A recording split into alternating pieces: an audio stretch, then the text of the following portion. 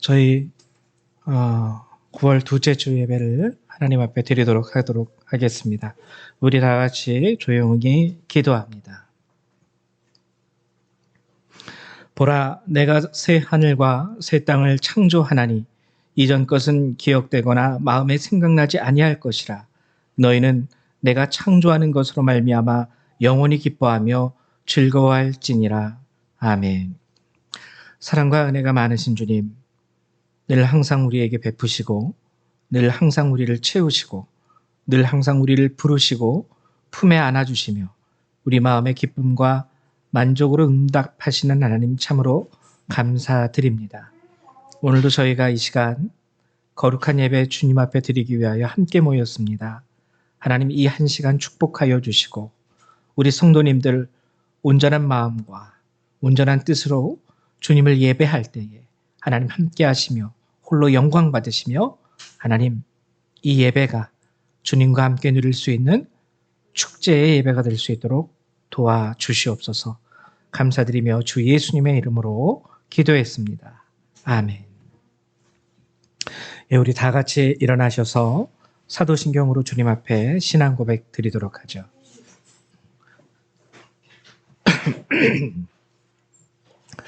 다 같이 우리 신앙 고백 드립니다. 나는 전능하신 아버지 하나님, 천지의 창조주를 믿습니다. 나는 그의 유일하신 아들, 우리 주 예수 그리스도를 믿습니다. 그는 성령으로 잉태되어 동정녀 마리아에게서 나시고 본디오 빌라도에게 고난을 받아 십자가에 못 박혀 죽으시고 장사된 지 사흘 만에 죽은 자 가운데서 다시 살아나셨으며 하늘에 오르시어 전능하신 아버지 하나님 우편에 앉아 계시다가 거기로부터 살아있는 자와 죽은 자를 심판하러 오십니다. 나는 성령을 믿으며 거룩한 공교회와 성도의 교제와 죄를 용서받는 것과 몸의 부활과 영생을 믿습니다. 아멘. 송영 3장 함께 찬양합니다.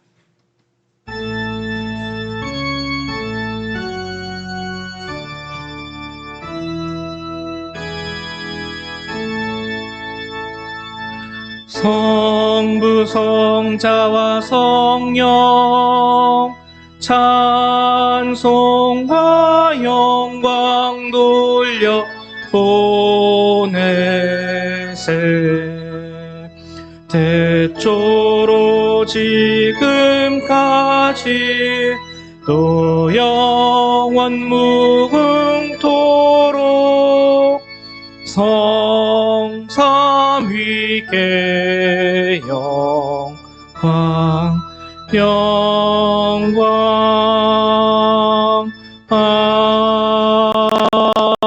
아멘.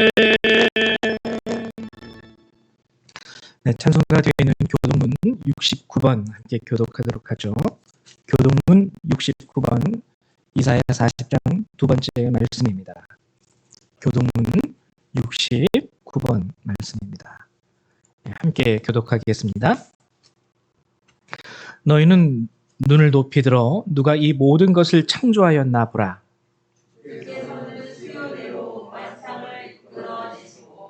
그들의 모든 이름을 부르시나니 그의 권세가 크고 그의 능력이 강하고 하나도 빠짐이 없느니라. 야곱아, 어찌하여 내가 말하며 이스라엘아, 내가 이르기를 내 길은 여호와께 숨겨졌으며 내 송사는 그의 하나님에게서 벗어나다 하느냐. 너는 알지 못하였느냐, 듣지 못하였느냐. 영원하신 하나님 여호와 땅 끝까지 창조하신 이는 피곤하지 아니하시며 공비하지 아니하시며 용서리 함이 없으시며 피곤한 자에게는 능력을 주시며 무능한 자에게는 힘을 더하시나니 소년이라도 피곤하며 공비하며 장정이라도 넘어지며 쓰러지되 오직 여호와를 앙망하는 자는 새 힘을 얻으리니 목소리가 날개치며 올라감 받을 것이요 다른 박질하여도 곤비하지 아니하겠고 걸어가도 피곤하지 아니하리로다. 아멘. 네, 감사합니다. 자리에 앉아주시기 바랍니다. 우리 찬송 한 장 같이 찬양하죠. 우리 찬송가 14장 함께 찬양하도록 하겠습니다. 찬송가 14장, 통일 찬송가 30장입니다.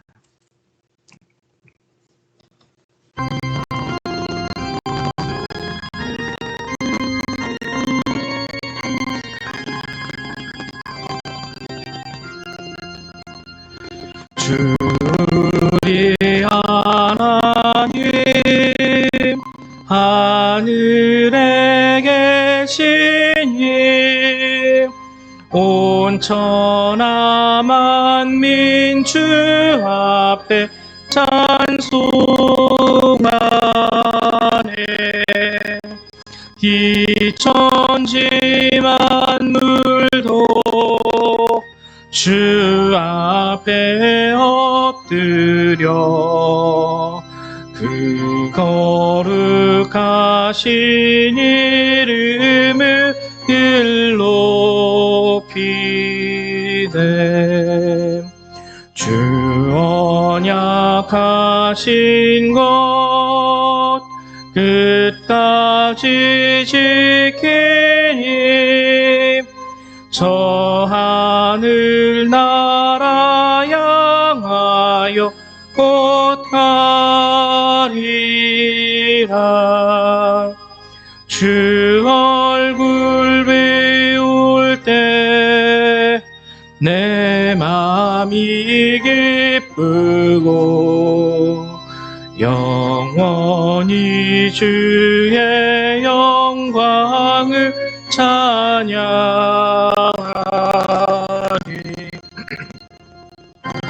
예왕 되신 주 하늘에 계시니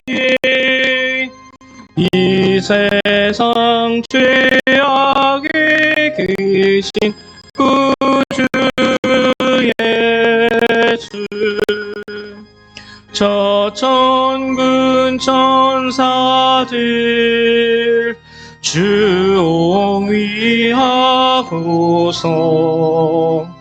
무성도 함께 영원히 그 섬기네.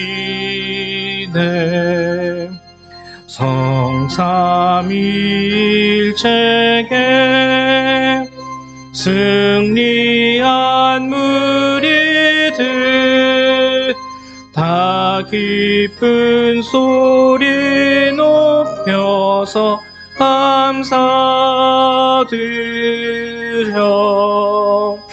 창조주 하나님 내 주님 되시니 주 앞에 나도 엎드려 경배하네.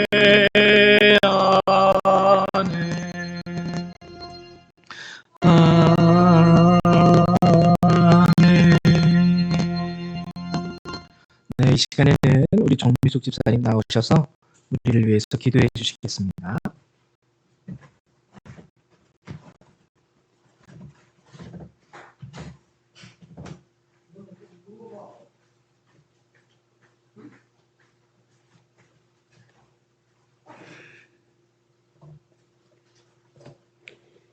기도하겠습니다. 사랑하는 하나님, 이곳에 모인 모든 이들의 마음을 담아 기쁜 마음으로 하나님께 예배를 드리고자 합니다. 하나님께서 주신 자연이라는 선물은 이렇게 또다시 풍성한 계절과 변화를 보여주고 있습니다.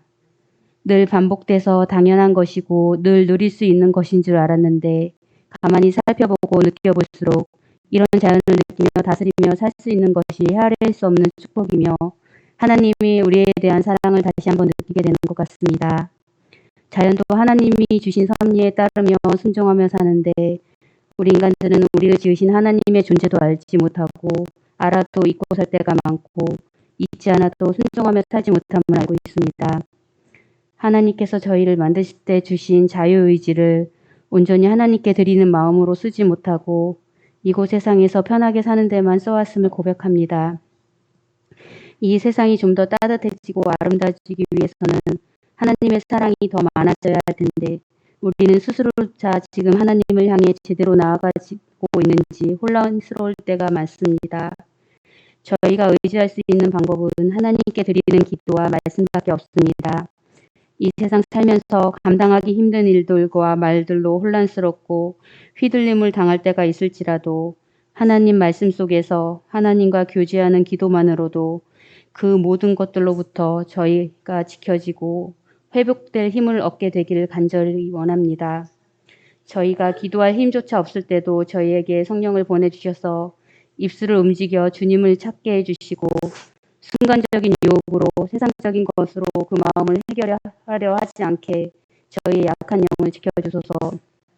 또 하나님께서 가정이라는 곳을 얼마나 소중하게 생각하시고 그 구성원들을 어떤 마음으로 나와 연결시켜 주셨는지를 생각하며 깨닫는 시간 되게 해주시고 요즘 사회가 가정을 만들기에 돈 때문에 힘든 것이 아니라 우리 사람들 사이에 기본적인 생명에 대한 존중과 사람에 대한 사랑이 결핍되어 있기 때문은 아닌지 결국 이 사회도 이 나라도 가정이 없다면 존속할 수 없음을 깨닫게 하셔서 나만 잘 살면 된다는 이기적인 마음에서 벗어나게 해주시고 하나님의 사랑이 가정을 통해서 세상 밖으로 펼쳐나가길 간절히 기도드립니다.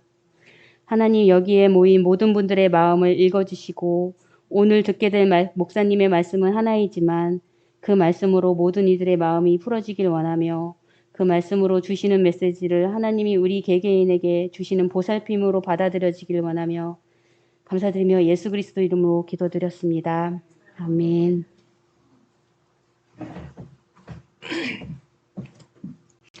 네, 감사드립니다. 우리 하나님 말씀 같이 찾아보도록 하죠. 함께 보실 주님의 말씀은 요한계시록 12장 1절에서 17절까지의 말씀입니다.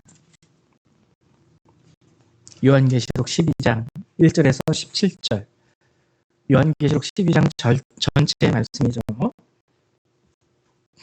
요한계시록 12장 1절에서 17절. 예, 신약성경 411페이지 우리 같이 교독하도록 하겠습니다. 제가 먼저 교독합니다. 하늘에 큰 이적이 보이니 해를 옷 입은 한 여자가 있는데 그 발 아래에는 달이 있고 그 머리에는 12별의 관을 썼더라.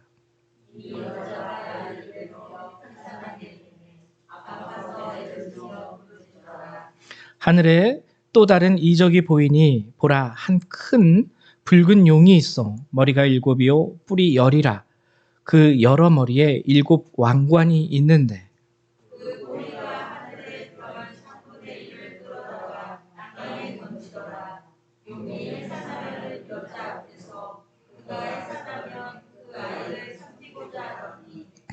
여자가 아들을 낳으니 이는 장차 철장으로 만국을 다스릴 남자라. 그 아이를 하나님 앞과 그 보좌 앞으로 올려가더라.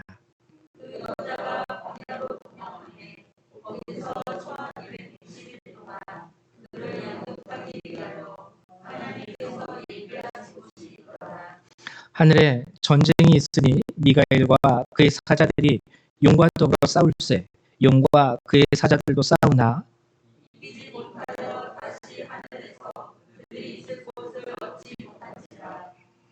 큰 용이 내쫓기니 옛뱀 곧 마귀라고도 하고 사탄이라고도 하며 온 천하를 꿰는 자라.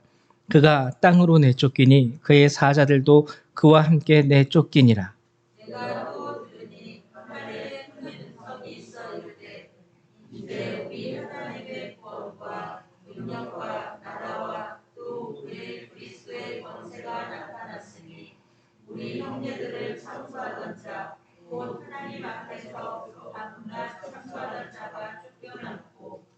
또 우리 형제들이 어린 양의 피와 자기들이 증언하는 말씀으로써 그를 이겼으니 그들은 죽기까지 자기들의 생명을 아끼지 아니하였도다.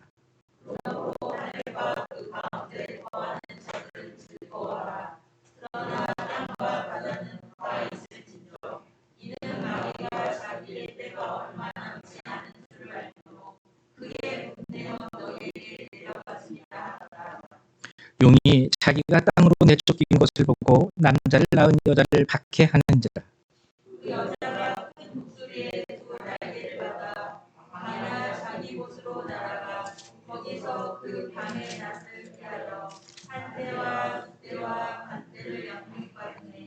여자의 뒤에서 뱀이 그 입으로 물을 강같이 토하여 여자를 물어 떠내려가게 하려 하되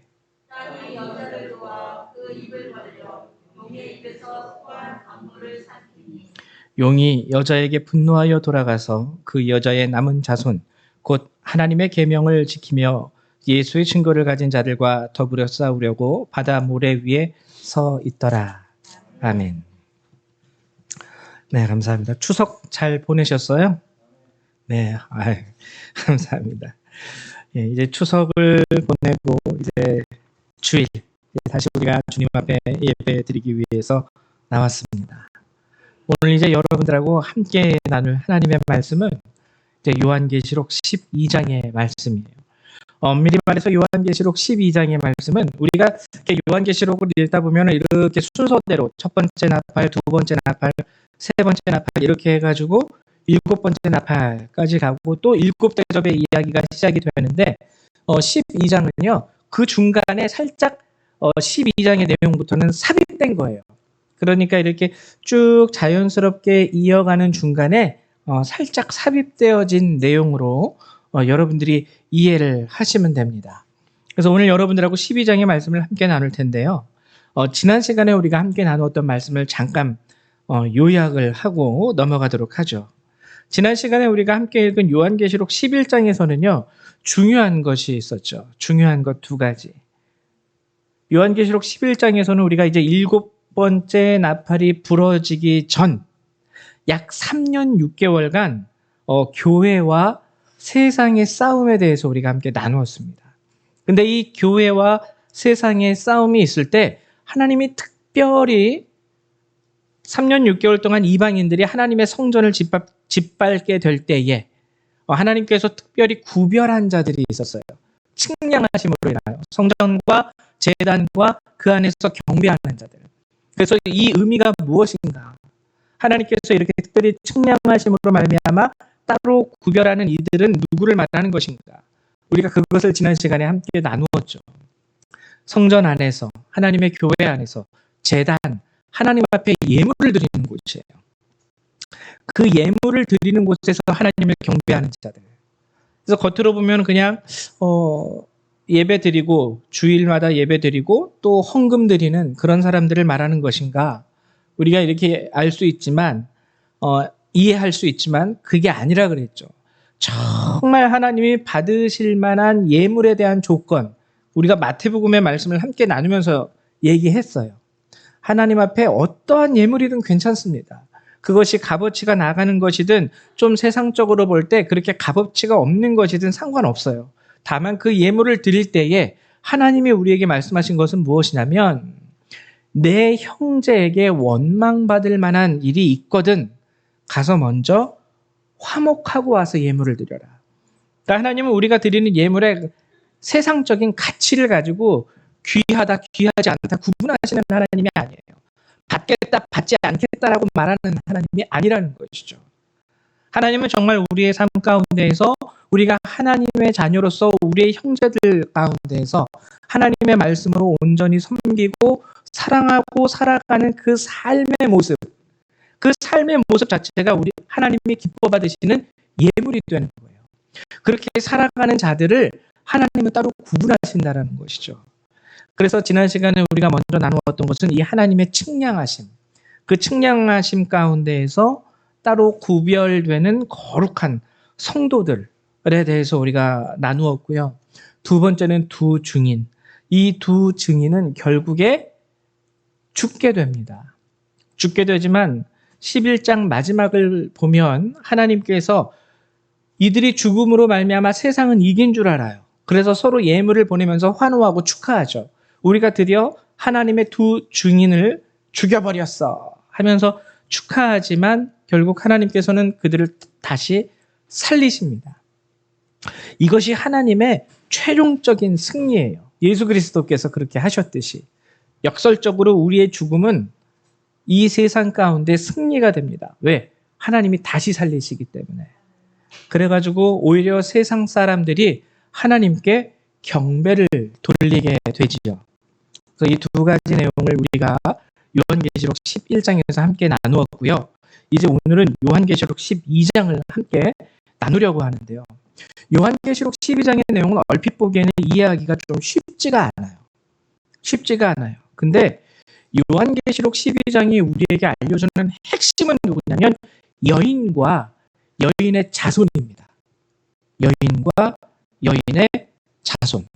그래서 이 여인과 여인의 자손에 대한 이야기는 요한계시록 12장에서 세 부분으로 나뉘어져서 우리에게 이야기가 전해지고 있어요. 첫 번째 부분은 1절에서 6절까지. 1절에서 6절까지. 여기에서는 여인이 나오죠. 해산을 앞둔 여인. 그리고 그 여인이 해산을 할 때에 남자아이가 태어나게 됩니다. 이 남자아이의 특징은 뭐냐면 5절에서 얘기하듯이 장차 철장으로 만국을 다스릴 남자라. 이 여인과 아이의 이야기. 그리고 두 번째 부분은 어디냐면 7절에서부터 12절이에요. 7절에서 12절을 우리가 보면 특징적으로 우리가 알 수 있는 것이 뭐냐면 사단과 천사들의 싸움이에요. 사단과 천사들의 싸움. 그러나 여기서도 결국에는요, 좀 이따가 제가 깊이 얘기해 드릴 텐데, 결국에 이 싸움은 단순히 천사들과 사단의 싸움이 아닙니다. 여기서도 여인의 자손들이 나와요. 그리고 마지막은 이제 13절에서부터 끝까지 17절까지 나오는 모습인데, 그럼 오늘 본문이 우리에게 얘기해 주는 것은 무엇일까? 먼저 여인은 누구일까요? 여인. 본문에서 나오는 이 여인, 이 여자. 이 12장 1절에 보면 하늘에 큰 이적이 보이니 해를 옷 입은 한 여자가 있는데, 여기서 해라는 것은 그 뭔가 나쁜 거를 말하는 게 아니라 말 그대로 태양을 말하는 거예요. 예, 태양. 해를 옷 입은 한 여자가 있는데 그 발 아래에는 달이 있고 그 머리에는 12별의 관을 썼더라. 바로 교회를 말하는 겁니다. 12별은 이제 12명의 사도들이죠. 그 사도들로 인하여 이 세상 가운데 굳건하게 해를 옷 입었다라는 것은 우리가 느끼기에 가장 밝은 존재가 태양이죠.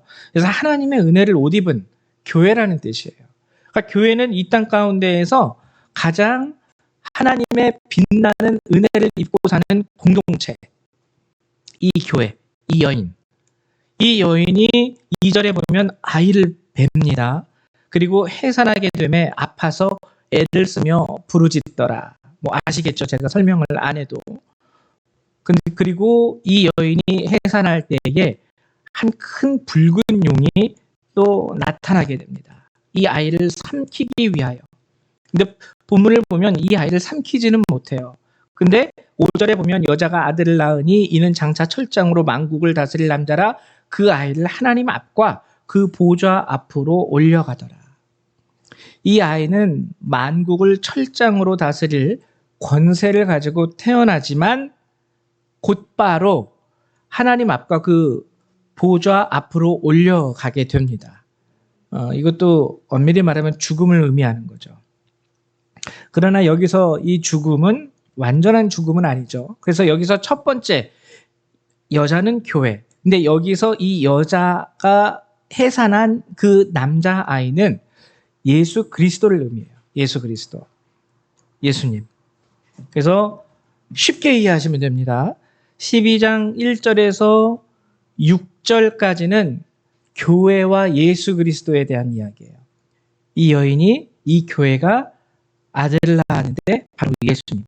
그분이 이제 이 땅 가운데에서 모든 사역을 마치시고 십자가에 죽으시고 돌아가시고 또 부활하심으로 말미암아 하나님 앞과 그 보좌 앞으로 올라가십니다. 그리고 그 여자가 6절에 보면 그 여자가 광야로 도망하며 거기서 1260일 동안 그를 양육하기 위하여 하나님께서 예비하신 곳이 있더라. 이제 여인이 그곳에서 하나님이 예비하신 곳에서 살게 되죠. 그리고 두 번째 이야기가 나옵니다. 7절에서부터 12절까지의 이야기인데요. 이 부분은 굉장히 중요한 이야기가 담겨져 있어요. 겉으로 보면은 여기에서는 7절 하늘에 전쟁이 있으니 미가엘과 그의 사자들이 용과 더불어 싸울세. 용과 그의 사자들도 싸우나. 이 전쟁이죠. 큰 전쟁이 있는데 성경이 보면 미가엘 그리고 그의 사자들 그리고 용과 그의 사자들. 그래서 천사와 사단의 싸움으로 우리가 이해할 수 있어요. 얼핏 보면 천사와 사탄의 싸움. 그리고 여기서 우리가 겉으로 이해하기로는 천사들이 이기게 됩니다. 근데 여러분, 이거는요, 그렇지 않아요. 이것은 쉽게 말하면 용이 지는 건 사실이지만 이걸 단순히 천사와 용의 싸움으로 이해하면 안 된다는 거예요. 천사와 용의 싸움이 아니라 이 싸움, 이것은 영적 전쟁을 의미하는데요. 이 싸움의 본질이 가장 잘 드러나 있는 구절이 바로 11절이에요. 11절에 보면 이렇게 기록하고 있습니다. 우리 형제들이 어린 양의 피와 자기들이 증언하는 말씀으로써 그를 이겼으니. 천사와 사단의 싸움이 아니라 이것은 성도들과 사단의 싸움입니다. 그러면 여기서 천사의 존재는 무엇일까? 왜 7절에는 미가엘과 그의 사자들이 용과 더불어 싸운다라고 기록하고 있는 것일까? 우리가 여기서 이제 영적 전쟁의 실체를 좀 자세히 알아야 되는데요. 우리 보통 TV를 볼 때 어린이들이 보는 만화 영화를 보면은 뭔가 이렇게 연약한 존재가 좀 이렇게 안 좋은 일을 당합니다. 안 좋은 일을 당하면 이 어린이들이 힘센 로봇을 불러요. 그러면 어린이들은 구경하고 있고 이 로봇들은 어린이들을 위해서 대신 나쁜 로봇들과 싸워요. 그리고 이 착한 로봇들이 이기면 어린이들은 와 하게 되죠. 이러한 이야기의 구도를 우리가 영적 전쟁으로 인식할 수가 있어요. 그래서 우리가 기도하면 천사들이 와서 대신 나를 위하여 사단과 싸워주고 그리고 천사가 이기고 나는 와 하고 이게 영적 전쟁이 아니라는 거예요. 여러분 솔직히 말하면요. 우리 한번 제가 읽어드릴게요. 다니엘서 10장 12절에서 14절 그리고 유다서 1장 9절에서도 잘 나와 있는데요. 영적 전쟁의 실체가 여기에 잘 나와 있습니다. 먼저 유다서 1장 9절을 제가 읽어드릴게요. 천사장 미가엘이, 여기서도 미가엘이 나오죠.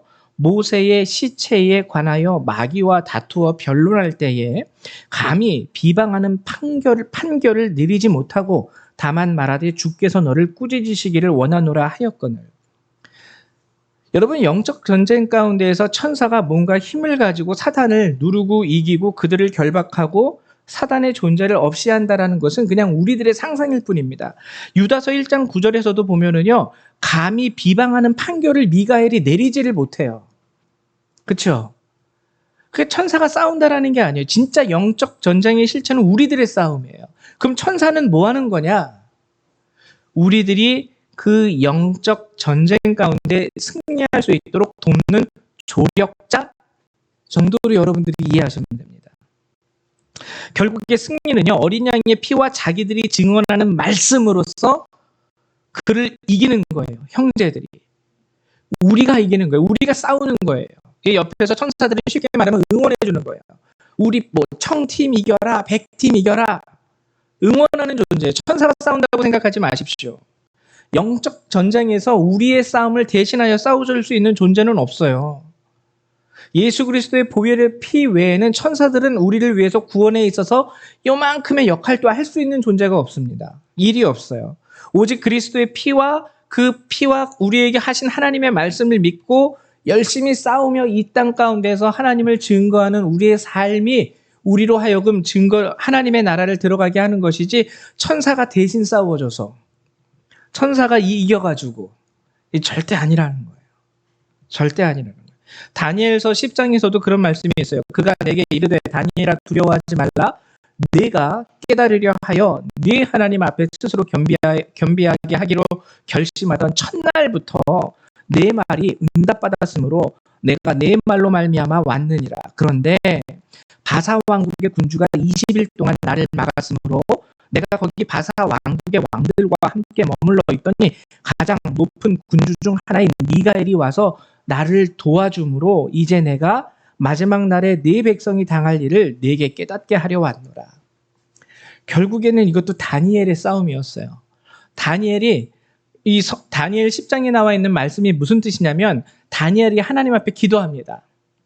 하나님, 이것이 어떻게 된 것입니까? 내가 알기 원합니다. 하나님 깨닫게 해주세요.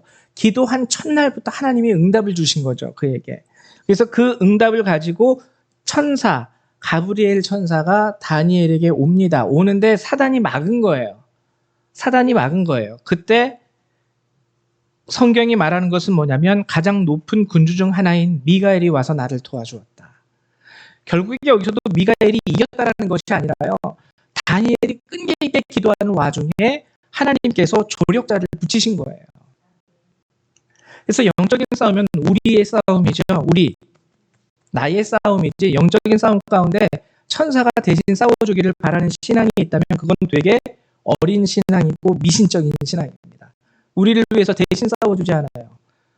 우리의 구원의 주체가 되는 것은 딱 두 가지입니다. 하나, 예수 그리스도의 피, 또 하나, 하나님의 말씀을 증언으로 삼고 살아가는 우리 자신. 이것이 영적인 싸움의 진리예요. 그래서 오늘 두 번째, 요한계시록 12장 두 번째 부분에 나오는 부분은, 첫 번째 부분은 여인과 예수 그리스도죠. 교회와 예수 그리스도. 그리고 두 번째는 뭐냐면 교회 안에서 어린 양의 피와 자기들이 증언하는 말씀을 가진 하나님의 성도들, 그들이 사단과 싸우는 모습이에요. 근데 뭐라고 얘기하냐면 여기서도 보면 그들은 11절에 그들은 죽기까지 자기들의 생명을 아끼지 아니하였도다. 그렇게 함으로, 하나님의 말씀을 붙들고 살아감으로 그들은 승리하게 된 것입니다. 그들은 승리하게 된 거예요. 그리고 이제 마지막 부분은 13절에서 17절, 이 부분이 솔직히 우리에게 가장 중요한 부분이 이 부분이에요. 제가 한 번 더 읽어드릴게요. 13절부터. 용이 자기가 땅으로 내쫓긴 것을 보고 남자를 낳은 여자를 박해하는지라 그 여자가 큰 독수리의 두 날개를 받아 광야 자기 곳으로 날아가 거기서 그 뱀의 낯을 피하여 한 떼와 두 떼와 반 떼를 양육받음에 여자의 뒤에서 뱀이 그 입으로 물을 강같이 토하여 여자를 물에 떠내려가게 하려 하되 땅이 여자를 도와 그 입을 벌려 용의 입에서 토한 강물을 삼키니 용이 여자에게 분노하여 돌아가서 그 여자의 남은 자손 곧 하나님의 계명을 지키며 예수의 증거를 가진 자들과 더불어 싸우려고 바다 모래 위에 서 있더라. 자, 여기에서는 이제 전쟁의 시작을 알리는 겁니다. 이 세 가지는요, 오늘 요한계시록 12장이 알려주는 이 세 가지 사건은 우리에게 중요한 의미를 가져주고 있어요. 첫 번째는 용과 여인이 낳은 예수 그리스도. 예수 그리스도는 십자가의 죽으심과 부활하심으로 인하여 하나님 보좌 우편에 올라가 계십니다. 승리하셨어요, 그분은. 그리고 두 번째는 형제들. 어린 양의 피와 자기들이 증언하는 말씀을 끝까지 지킨 이들도 승리했습니다. 승리했는데 이들도 역시 자기들의 생명을 아끼지 아니하였도다. 죽기까지. 그러니까 이들도요 결국에는 끝까지, 죽기까지 죽음으로 예수 그리스도에 대한 믿음과 말씀을 지킴으로 인하여 승리하였다라는 거예요. 네, 그래서 이것을 우리가 해석하자면 천국의 백성이라고 해석할 수가 있습니다. 이미 하늘에 올라간 천국의 백성. 그리고 마지막, 그러니까 첫째 아들 예수님, 둘째 아들 천국의 백성. 이미 그들은 이 땅에서 죽기까지 싸우고 승리함으로 인하여 하나님 나라에 들어간 사람들이죠. 그리고 17절, 용이 여자에게 분노하여 돌아가서, 여기서 중요합니다. 그 여자의 남은 자손. 남은 자손이 바로 누굴까요? 저와 여러분이에요. 네, 남은 자손. 그 남은 자손, 곧 하나님의 계명을 지키며 예수의 증거를 가진 자들과 더불어 싸우려고 바다 모래 위에 서 있더라. 그래서 여러분과 저는요, 솔직히 우리에게 중요한 것은 27절이 제일 중요한 거예요. 우리는 남은 자손이에요. 우리는 이제 이 영적 전쟁을 우리가 살아가는 우리의 삶 가운데서 치러야 합니다. 이 영적 전쟁은 요한계시록 12장이 말하는 영적 전쟁은요. 마지막 때에 일어날 영적 전쟁입니다. 그러나 우리는 이 마지막이라는 것을요. 앞으로 일어날 미래의 일로만 인식하면 안 돼요. 이 쉽게 말하면 요한계시록 12장에서 말하는 마지막 전쟁은 이미 시작이 되었어요. 예수 그리스도께서 이 땅에 오셨을 그때부터. 그래서 용이 여인이 낳은 그 아들 만국을 철장으로 다스리려 하는 그 아들을 삼키려고 하지만 삼키지 못했죠. 결국 이 아이는 죽으심과 부활하심으로 말미암아 하늘에 올라가 계셨습니다. 그 다음에는 누구예요? 이 땅에 남겨진 두 번째 여인들의 아들 하나님의 백성들. 근데 이 백성들도 죽기까지 어린 양의 피와 자기들이 증언하는 그 말씀으로 말미암아 승리하게 됩니다. 승리하게 돼요. 그리고 공중의 권세 잡은 이 세력들은 패배를 하게 되죠. 그리고 이 땅에 이를 갈고 내려와서 드디어 이 12장이 말하는 것은 뭐냐면 이 땅에 아직까지 남아있는 그 여인의 자손들, 교회의 성도들, 그들과 싸우려고 바다 모래 위에 서 있다. 영적 전쟁의 실체를 우리에게 보여주고 알려주고 있는 거예요. 그럼 우리가 여기서 이 마지막 영적 전쟁 가운데에서 그럼 우리는 어떻게 승리를 거머쥘 수 있는 것일까? 똑같죠. 우리 이미 승리한 우리 교회 성도들에 대한 이야기가 두 번째 파트에 나와 있죠. 그들은 어린 양의 피와 자기들이 증언하는 말씀으로 그들은 승리를 거두었습니다. 우리에게도 동일해요. 우리에게도 예수 그리스도의 피 그리고 하나님이 주신 그 말씀을 증언하는 우리의 삶, 이것이 우리로 하여금 승리를 쟁취하게 하는 것이죠. 깨달아야 되겠죠. 영적 전쟁이라는 것은 천사가 대신 싸워주는 게 아니에요. 하나님, 내가 교회 다니니까 내가 힘들 때, 내가 어려울 때, 사단이 나에게 덤빌 때 하나님 천사를 보내주셔서 천사가 승리하게 해주세요. 그리고 천사가 승리한 그 승리를 내가 얻게 해주세요. 이거 아니에요. 잘못된 거예요. 영적 전쟁은 나와 사단의 싸움입니다. 나와. 하나님이 그러나 내가 이길 수 있도록 오늘 본문에서 말하는 것처럼 미가엘 천사가 그의 사자들을 보내실 거예요. 힘내라고. 때마다 하나님이 그들을 통하여 우리를 도와주시고 하나님의 살아계신 증거를 보여주시고 또한 성령께서 친히 우리와 함께 하심으로 말미암아 말씀 안에서 우리를 굳건하게 우리의 마음과 생각을 붙잡아 주시고 물론 흔들릴 수 있습니다. 좌절하는 순간도 올 수 있을 거예요. 근데 결국에는 어린 양의 피와 우리의 죄를 사하시는 그 어린 양의 피와 하나님께서 주시는 그 말씀을 끝까지 붙잡고 있는 우리의 신앙이 나로 하여금 이기게 만든다라는 거죠. 또한 이 영적 전쟁은요, 참 안타까운 게 여러분 세상의 전쟁은 지금 우리가 살아가고 있는 이 시대에도 우리가 알고 있지만 우크라이나와 지금 러시아가 전쟁 중에 있지 않습니까? 근데 러시아와 이 우크라이나의 전쟁 가운데에서 그나마 이 전쟁을 끝이게 할 수 있는 방법이 하나 있는데 그게 외교전입니다. 총을 안 쏴도 돼요. 이 세상의 전쟁은요, 외교라는 것이 있어요. 그래서 서로 합의하는 거죠. 내가 이만큼 양보할 테니까 너도 이만큼 양보해서 우리 이제 이 피 흘리는 전쟁을 그치자. 세상에는요, 이게 가능해요. 세상에는요. 서로 만나서 악수하고 합의하고 약속하고 전쟁을 끝쳐서 휴전할 수 있고 대표적인 나라가 우리나라 아닙니까? 우리는 종전이라는 말을 하지 않습니다. 휴전, 잠시 휴식하고 있는 거예요. 전쟁은 계속되고 있지만 휴전이라 그러죠. 그래서 끝난 게 아니라는 뜻이죠. 근데 이 영적 전쟁은요, 외교가 안 통해요. 하나님이 사단하고 만나가지고 테이블에 앉아가지고 야, 내가 이만큼 양보할 테니까 사단아 너도 요만큼 양보해라. 이렇게 해서 하는 게 영적 전쟁이 아니라는 거예요. 영적 전쟁은요, 야, 나 너랑 안 싸울래. 아니, 너 다 가져. 됐어, 나 없어도 되니까 너 다 가져. 너 갖고 싶은 거. 이렇다고 해서 끝나는 게 아니에요. 오늘 성경에도 얘기했듯이 사단은요, 자기의 때가 얼마 남지 않은 것을 알고요, 사단은 오직 한 가지 목적이에요. 우리를 통하여 무엇을 얻으려고 하는 것이 사단의 목적이 아닙니다. 사단의 목적은 처음부터 오직 한 가지. 우리의 파멸이에요. 파멸이기 때문에 거기에는 협상이 필요 없는 거예요. 우리가 의지를 가지고 나는 너랑 안 싸울래 한다고 해서 사단이 싸움을 그치는 게 아니라는 거죠. 사단은 처음부터 끝까지 우리를 죽이기 위하여 덤빕니다. 우리가 그 싸움에 응하든 응하지 않든 사단은 이미 작정한 거예요. 내가 칼을 들고 너에게 가서 너를 파멸하리라.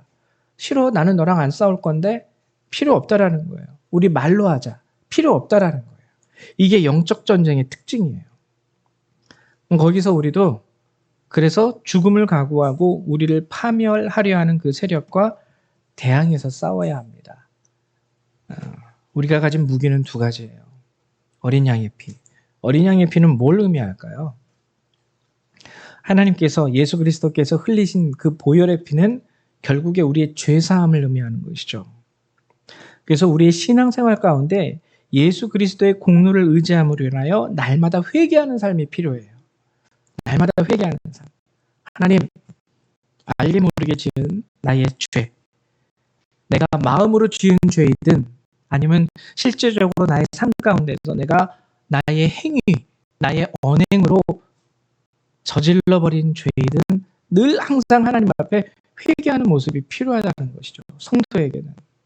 그리고 하나님의 말씀을 의지하는 겁니다. 하나님의 말씀과 여러분들의 삶을 분리하지 마십시오. 따로 떨어뜨려 놓으라는 게 아니에요. 하나님의 말씀은 여러분들에게 지식을 주기 위한 말씀이 아니에요. 학교에서 선생님들이 여러분들에게 주는 말씀은 지식을 주기 위함이죠. 그래서 시험 성적 잘 나오면 그걸로 끝나는 게 학교에서 선생님들이 하시는 말씀이지만 예수님이 우리에게 주시는 말씀은 시험 볼 때 100점 맞아서 칭찬해 주려고 하시는 말씀이 아니에요. 이 말씀은 생명의 말씀입니다. 결국 성도들의 승리가 여기에 있는 거예요. 성도들의 승리가 여기에 있는 겁니다. 오늘 요한계시록 12장에 보면 쉽게 말하면 마지막 때에 일어날 성도들과 사단의 싸움을 알려주고 있어요. 교회에서 시작되어진 첫 번째 아들 예수 그리스도와 사단의 싸움. 두 번째 그 예수 그리스도의 보혈의 피와 그 말씀을 믿고 죽기까지 충성함으로 승리한 성도들의 모습. 사단은 계속 패합니다. 그리고 마지막 이제 여인의 남은 자손들과 싸우려 하는 사단의 모습. 이 전쟁은 이제 시작되는 거죠.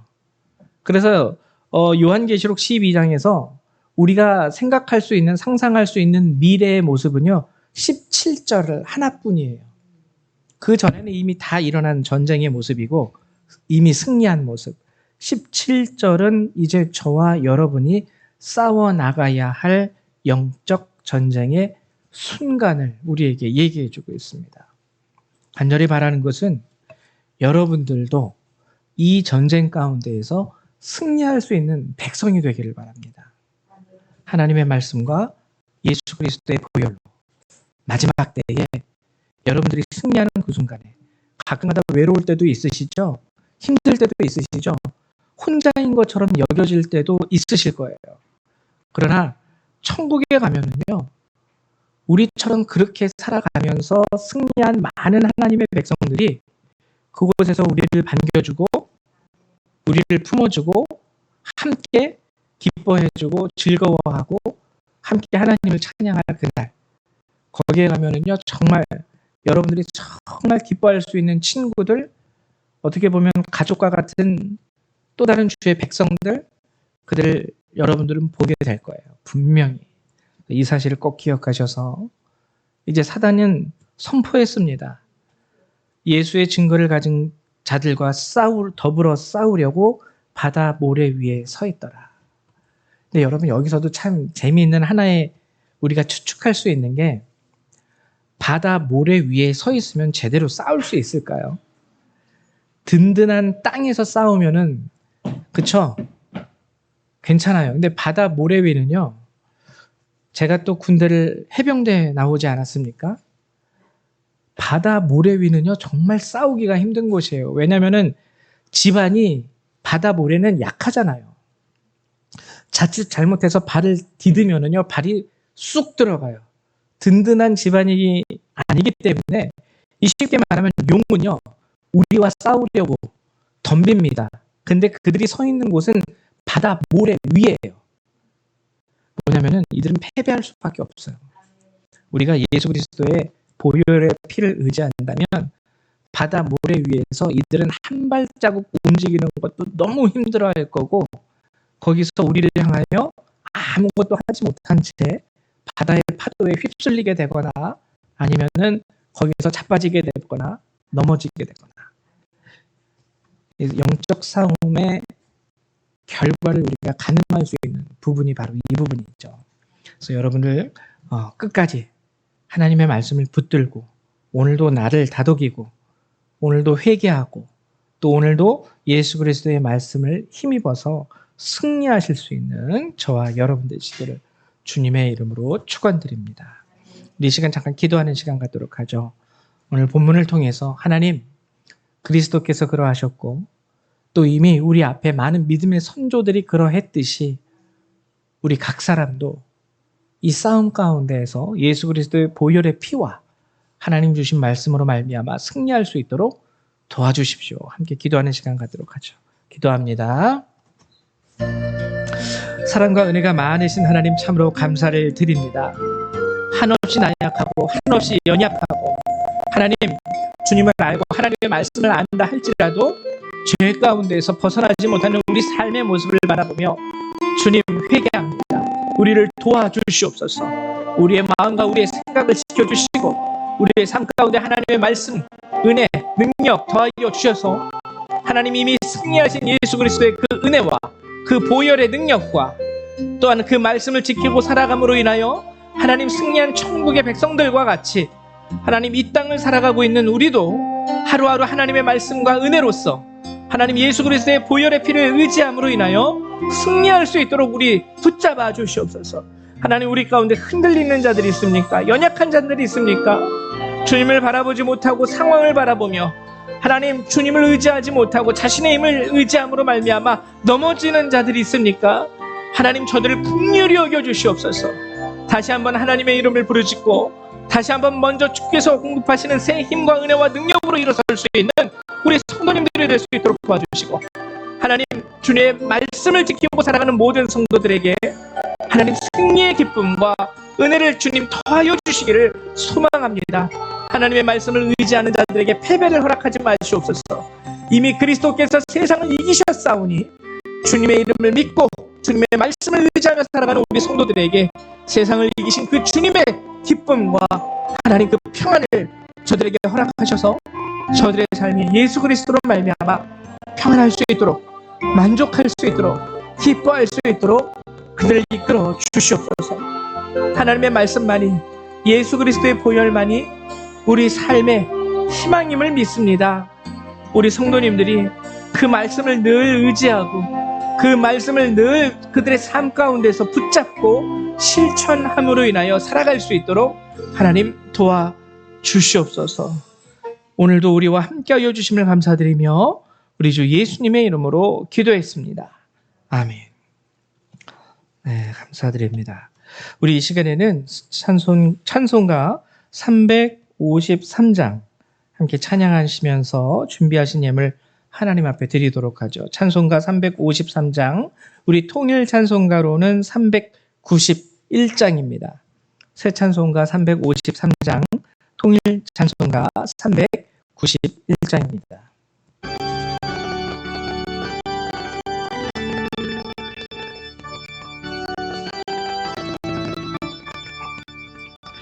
십자가 분명되어서 예수를 따를 때 무서워하는 마음으로 주 모른 채 할까. 나의 주 그리스도 나를 속량했으니 나 십자가를 벗으는 저 멸류관 쓰리 무성 도피를 흘리며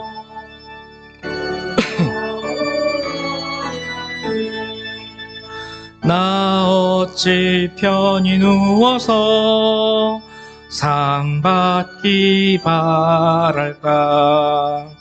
나의 주 그리스도 나를 속량했으니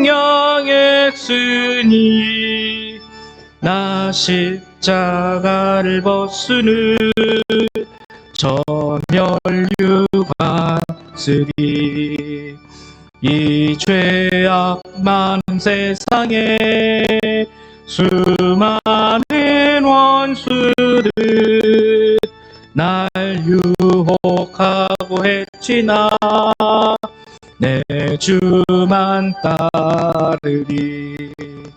나의 주 그리스도 나를 속량했으니 나 십자가를 벗으는 저 멸류관 쓰리 나 멸류관을 쓰려고 몸 바쳐 싸우네 용기 주시사 이기게 하시네. 나의 주 그리스도 나를 속량했으니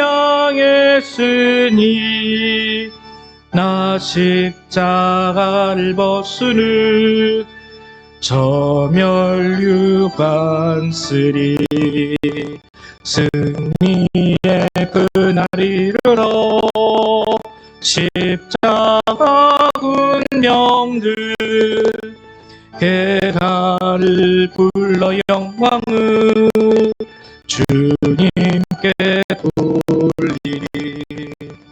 나의 주 그리스도 나를 속량했으니 나 십자가를 벗으는 저 멸류관 쓰리.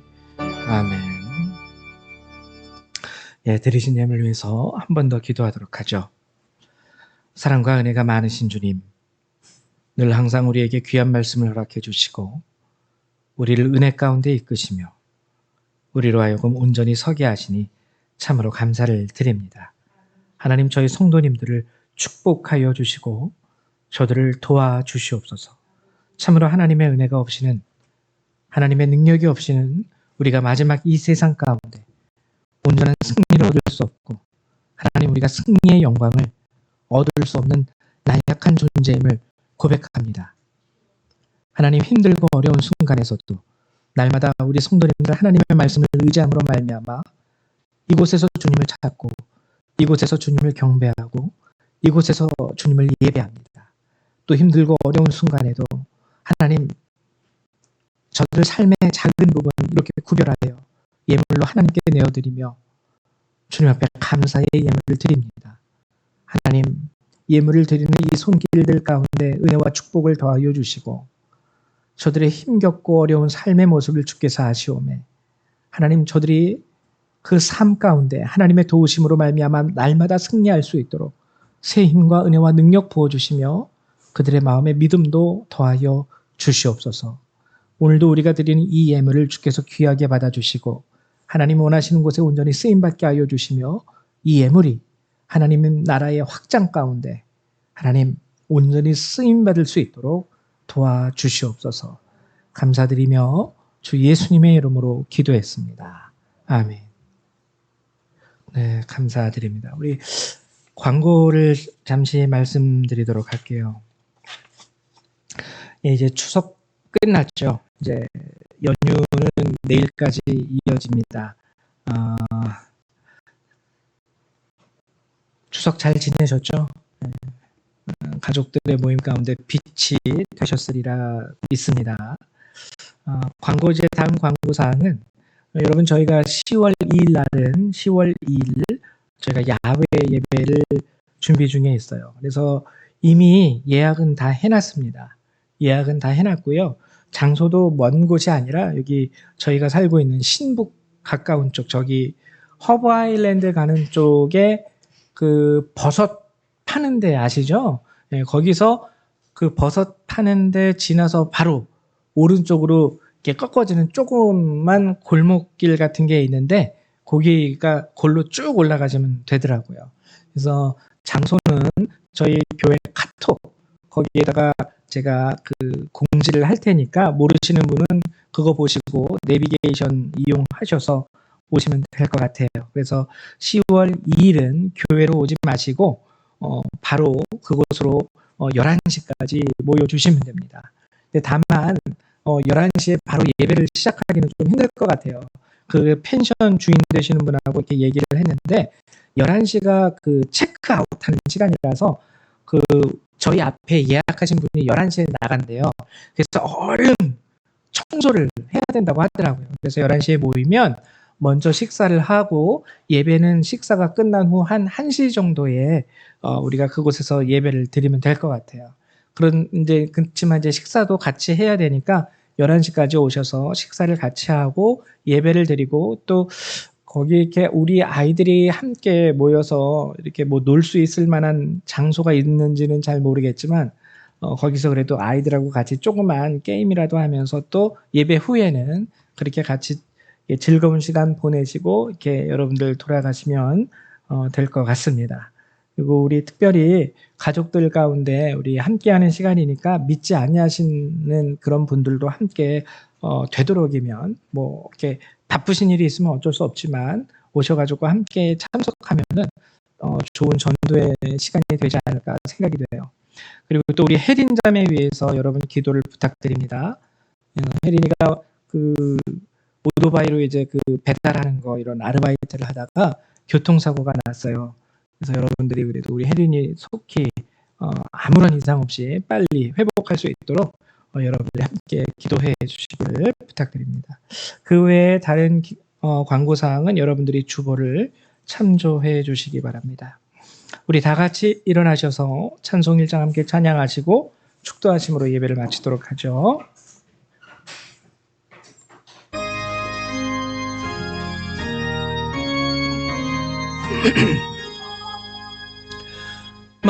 만복의 근원 하나님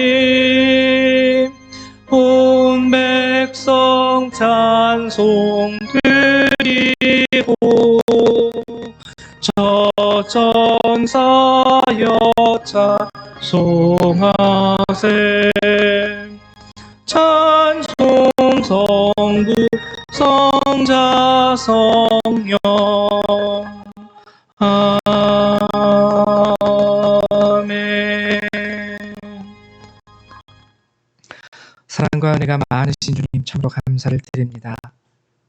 오늘도 이렇게 저희를 불러주셔서 이곳에서 주님을 예배하게 하시고 주의 말씀을 듣게 하신 하나님, 이제 하나님께서 우리에게 허락하신 그 말씀과 은혜와 또 그 능력을 가지고 저희가 삶의 자리로 돌아갑니다.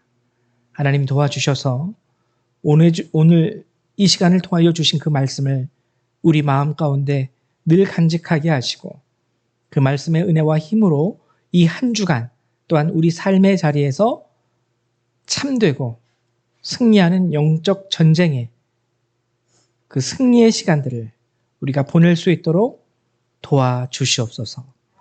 이제 이 예배를 마치고 돌아가는 모든 그리스도의 백성들, 그들의 삶과 머리 위에 하나님의 은혜와 예수 그리스도의 사랑과 성령의 능력이 늘 항상 함께하여 주시기를 성부 성자 성령 하나님의 이름으로 간절히 축원하옵나이다. 아멘. 감사드립니다. 예배를 마치도록 하겠습니다.